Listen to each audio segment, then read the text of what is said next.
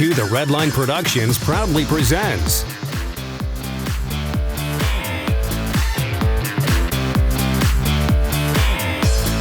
Hey YouTube. Well, I've gotten a lot of questions from you guys asking how my 2012 Fit has been doing. It's been probably about 2 months since I actually gave you guys an update video. I've had the car for a little over 7 months now. Mileage is at about 8,500 miles. Now, for those of you who are new to my channel, I actually have this car, which is the car I bought in December, and as well as the 2010 GTI. Now, some of you have been questioning whether or not I actually like the GTI more than this car. The answer is yes and no. I do like some things about the GTI, but I also like some things about this car that still makes me like the car a lot. Now, I'm definitely the kind of person who will probably change their car every couple of years, but for now, I'm still pretty satisfied with this car. Now, let me tell you a couple things though. I bought this car in December, and when I bought this car in December, I didn't actually experience just how hot the interior can get and how the AC runs. And let me tell you, the biggest flaw of this car is the crappy air conditioning system. Combine that with the huge windows, even the fact that, despite the fact that my car's windows are tinted, it doesn't really help that much, mainly because the tint laws here in Virginia are lame. But the air conditioning system struggles to cool the cabin, and it especially sucks when you're at a light or you're stuck in traffic in this area, and the AC kind of blows warm whenever you stop and then cools off when you start moving, kind of like an old hybrid. And it's a very irritating thing to happen for a new car. And it's not like I can go to the Honda dealer and tell them the AC doesn't work, because they're just going to look at me like I'm some idiot and say, oh, your AC is running perfectly, and then I'm going to tell them, no, it's not running perfectly. It doesn't work when you're stopped, and they'll just probably tell me it's running perfectly, but it's, in all reality, they will not admit that it's actually a design flaw with the car's air conditioning system. Now, I have noticed a couple of things about the car after about 8,500 miles on it. The tires still have a pretty good amount of tread. This car has definitely gotten noisier on the highway. Maybe it's just because I've gotten used to the quietness of the GTI.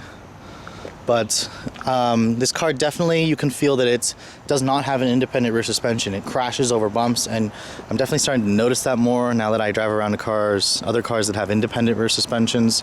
And there's definitely a lot of improvements that Honda needs to make to the third generation Fit, and I'm really hoping that somebody over at Honda headquarters listens to consumers.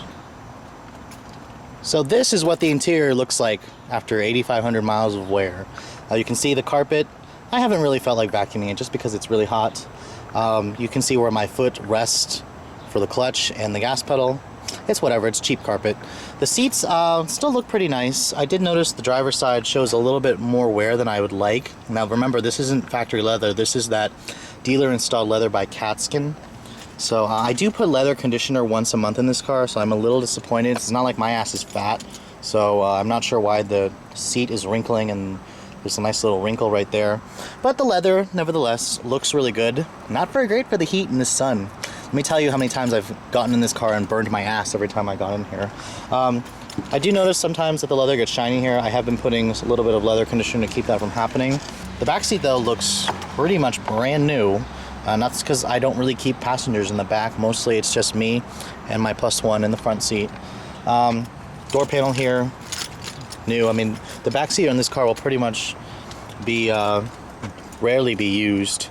Although it can be used because the Fit actually gives you one of the best rear legroom in the class. As you probably can see, I have changed the stock shifter with this SI style leather wrap shifter with the blue stitching and the blue lettering that actually matches the interior. I like to make sure that the car's interior just matches. I'm very anal about that. As you can see, 8,520 miles on my car, and I've had it since December.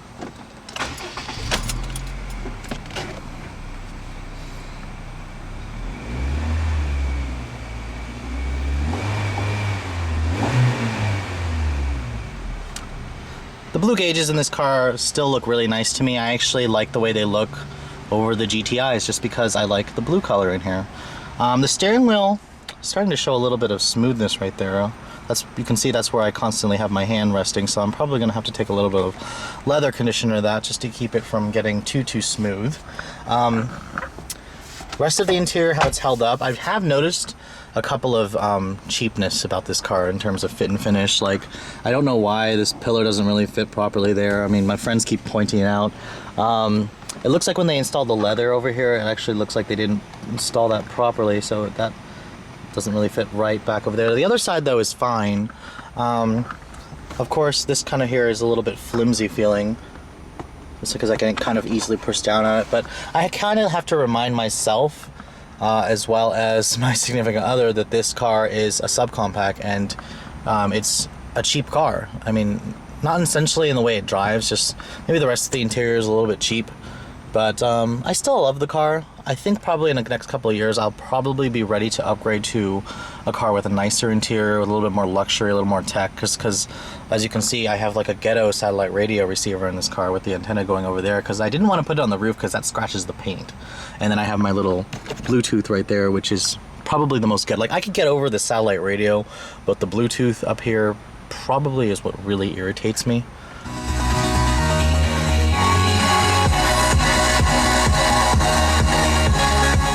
The sound system in here is kind of pedestrian, but it gets the job done. With the windows are all down, I'll have it turned up to about 30 right there, and it actually doesn't sound too bad. And here is the little 1.5 liter 4-cylinder engine. Surprisingly, it has not gotten that dirty. I haven't cleaned this engine in months just because of the hot weather. I did notice that used to be gold and it's turning brown. It's just from the oxidation. But it's still ticking away, a smooth little engine. I've actually been averaging about 31 miles to the gallon in the heat with the AC on. You can see part of the problem. I don't understand what the problem is really with the AC, because you do have 2 fans. So it's not like it's got, like the older Civics, their AC would struggle because it only had 1 fan. I'm not entirely sure why the AC sucks when it's really hot out here. You can hear it's ticking away. I've already had the first oil change on the car.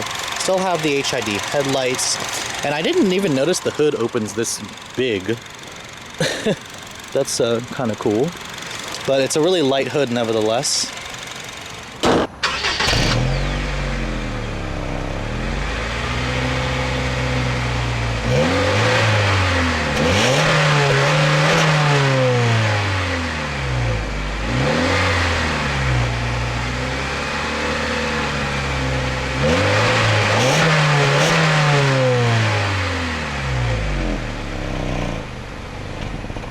So after over 6 months of ownership, is my Fit still fun to drive? Does it still put a smile on my face? The answer is yes, it still does.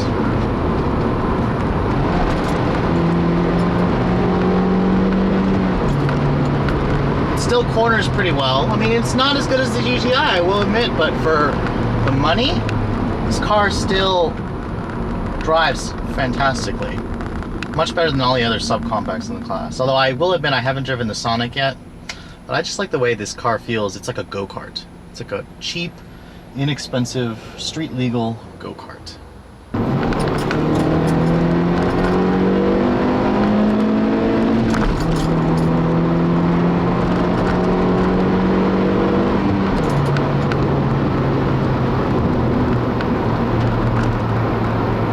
Of course, you do have to rev the crap out of this little 4-cylinder to get it to go anywhere, but that's the fun about a Honda. You kind of had to do that. And yes, I've driven much faster cars, but this car still surprisingly will put a smile on my face.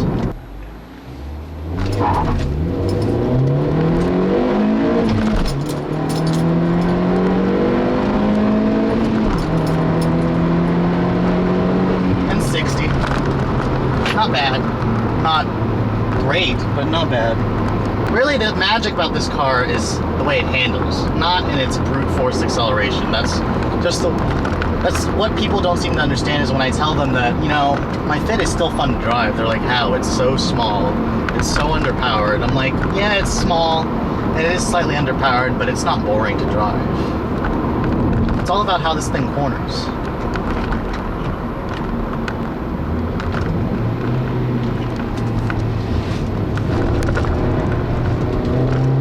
Stability control cut in over there a little bit.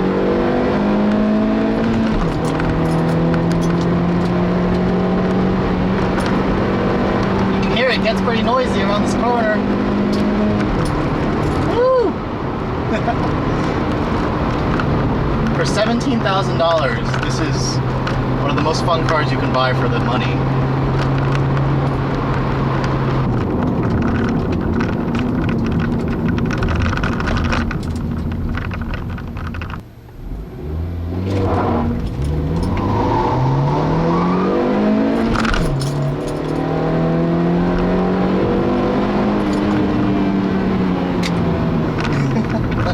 That Asian guy in the Volvo just totally tried to race me. It is so funny how people get around here. Like, as soon as you accelerate hard, people think you're trying to race them. People get surprised. My little Fit can surprisingly outsprint most of the 4-cylinder family sedans that people have around here.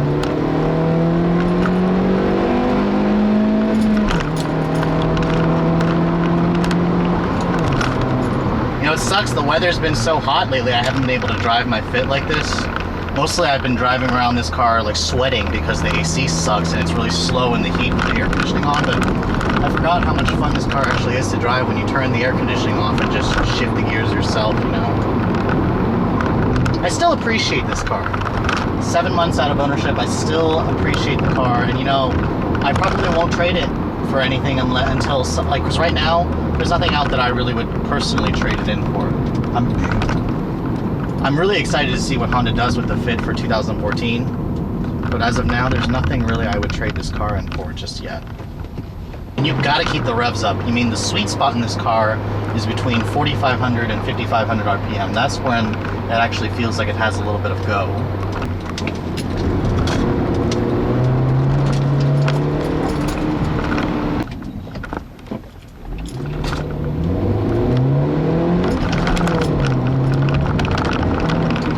It is a little bit difficult to chirp second in this car, I will admit that. Okay guys, so now that I've pretty much just burned maybe like a gallon of gas doing those full throttle acceleration runs, here are my final conclusions after over 6 months of ownership. I will do another video after a year. Like I said, I'm at 8,500 miles, and here are my thoughts. The Fit, still a great car. I still love it.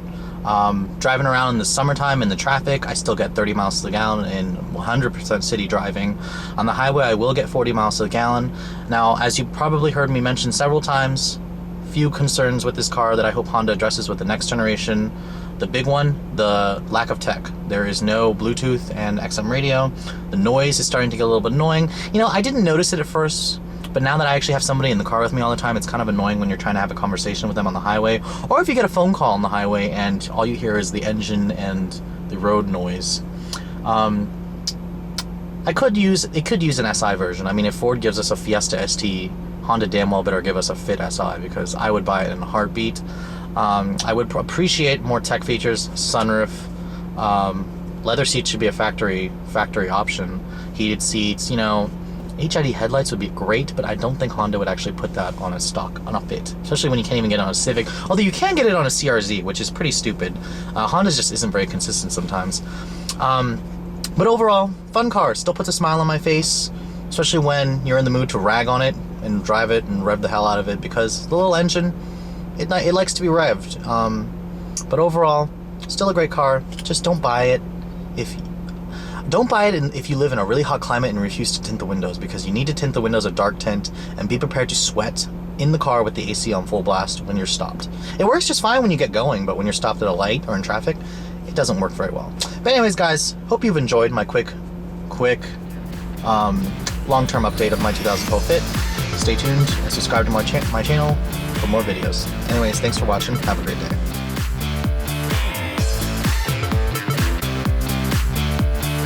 Yeah, here's some legal stuff for you. The views and opinions expressed in the following video may not necessarily reflect those of the title-holding automotive dealer or the entity they represent.